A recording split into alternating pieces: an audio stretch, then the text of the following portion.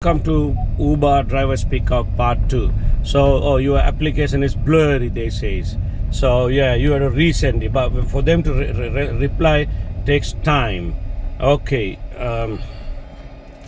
Remember, before you get your application, you have to do map reading, they call it, map test. If you know, most of them are failing on that. So here we go. Another skillful driver you are if you pass it. Then they take you for an English test. It's just like if a Russian or German or Japanese who know not a word of English, you're going to teach them like, I don't know. So if they charge you £36, you have to take almost your whole day will go. If you're a daytime driver, you need to go in somewhere in central London office to do the exam. All this, then you have to drive after expenses. The target is £10. You drive with a new car with all these things I said in part 1, then you get £10 an hour. If you're driving local jobs here and there, that's all. Remember, you always don't get jobs. If you get it continually, your target is £20 to £18 an hour.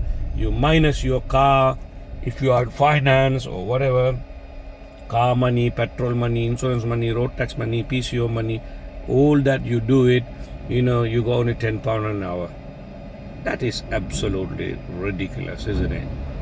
You see, and it used to be, for example, if a customer want to go to Heathrow from a place to Heathrow, and they used to say how much they charge the customer. Say they charge £80 and they give you £70. Yeah, so you're going to Heathrow. All right, that's fair enough. You go 1 hour maybe journey, you go £60. Fine, but now they don't tell you how much they charge the customer. So I asked customer one day, I was going to Heathrow. They charge me £110 and they give the customer £60. I gave him tips £5.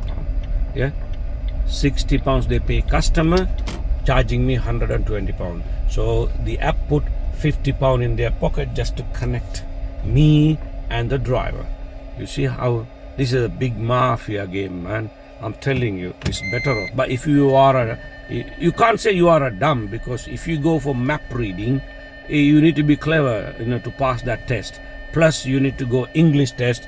You need to have at least a GCSE credit pass, good knowledge of English. Otherwise, I don't know why, you're not going to be an English teacher when you take passenger, but that's how they treat. Then, just like I said, David Beckham is paid £10 an hour.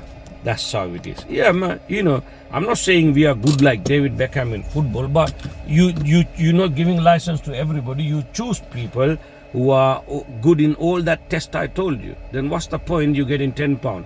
If you don't get profit after expenses, at least £30 an hour. After